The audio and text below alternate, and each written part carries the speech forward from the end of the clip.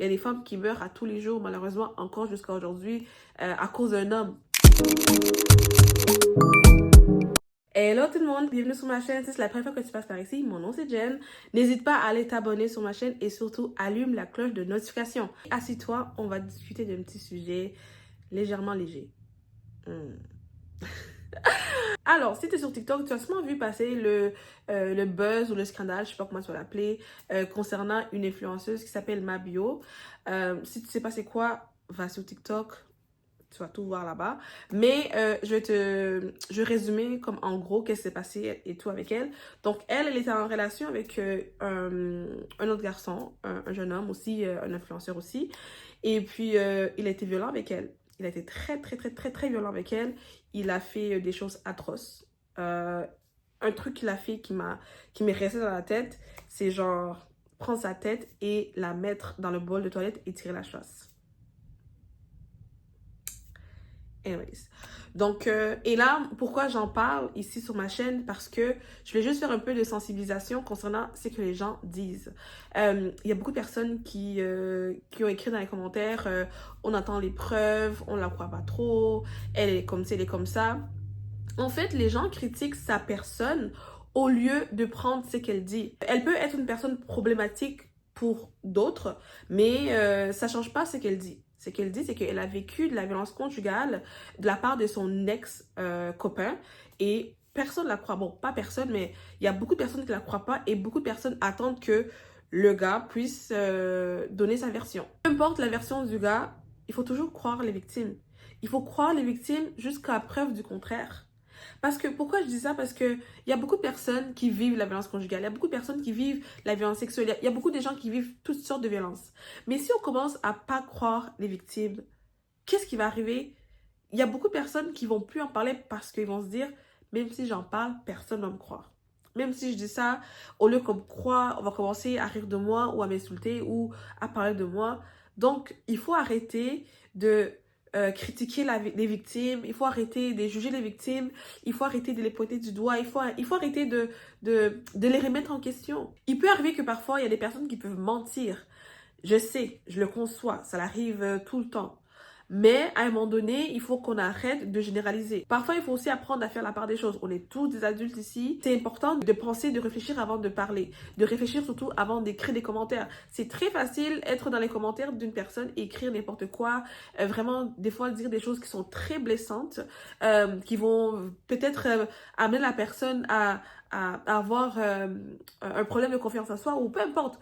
Les choses que les gens disent dans les commentaires, c'est des choses qui sont vraiment atroces. Moi, honnêtement, ça me fait vraiment le cœur parfois parce que je me dis, est-ce que vous vous rendez compte que ces personnes-là qui parlent, c'est des humains? Moi, qui est l'autre côté de la caméra, je suis une humaine. Moi, je trouve que c'est vraiment sans cœur.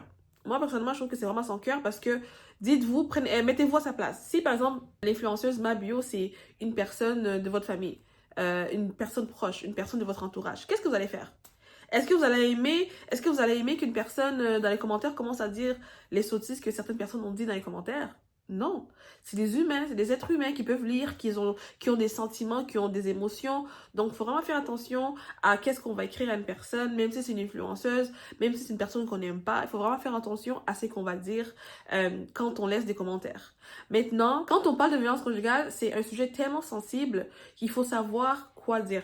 Moi, la première chose que je conseille aux gens, quand une personne fait une sortie comme dans le cas de ma bio, au lieu de tout de suite sauter sur sa gorge et commencer à dire c'est pas vrai, donne des preuves, tout ça, la première chose qu'il faut dire, qu'il faut faire, il faut rassurer la personne. Il faut lui dire oui, on te croit et maintenant on te suggère d'aller porter plainte, d'aller voir un travailleur social, d'aller voir des intervenants qui vont t'aider, des intervenants qui vont savoir dire des vrais mots, les bons mots qui vont pouvoir l'aider. Mais commencer à la critiquer, commencer à la rabaisser, commencer à dire n'importe quoi dans les commentaires ou certaines ont fait des vidéos, ça m'a vraiment fendu le cœur parce que c'est vraiment un sujet sensible, c'est un sujet d'actualité. La violence conjugale, ça se passe à tous les jours. Il y a des femmes qui meurent à tous les jours, malheureusement, encore jusqu'à aujourd'hui, à cause d'un homme. Si tu meurs à cause que tu es malade, à cause que tu es tombé, un accident d'auto, whatever, ça, c'est des choses, c'est des causes de la vie, les choses normaux, je peux dire ça comme ça.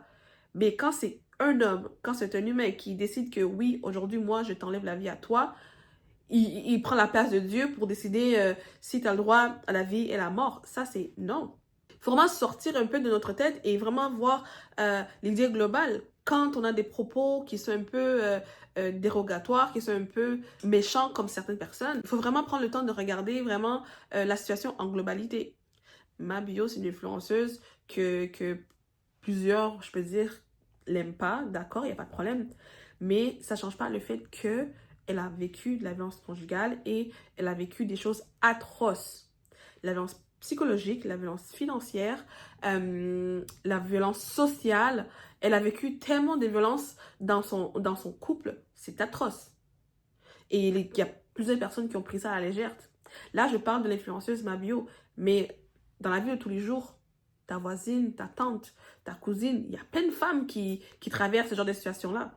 Si un jour, toi, tu commentes quelque chose comme ça et quelqu'un dans ta famille qui vit ça, lit ce commentaire, est-ce que tu penses que la personne va être capable de venir te voir pour te dire « Écoute, je vis de la violence conjugale ». Mais non, elle va se rappeler de ce que tu as écrit. Il faut souvent se remettre en question, il faut souvent réfléchir avant de parler parce que c'est qu'on va sortir de notre bouche. Toi, la personne qui le dit, tu vas peut-être te dire que ben, je l'ai dit juste une fois, c'est fini, tout le monde a oublié.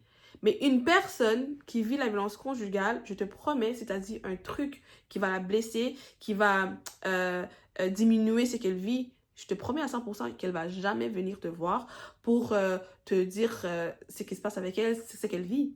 Elle va garder ça en elle.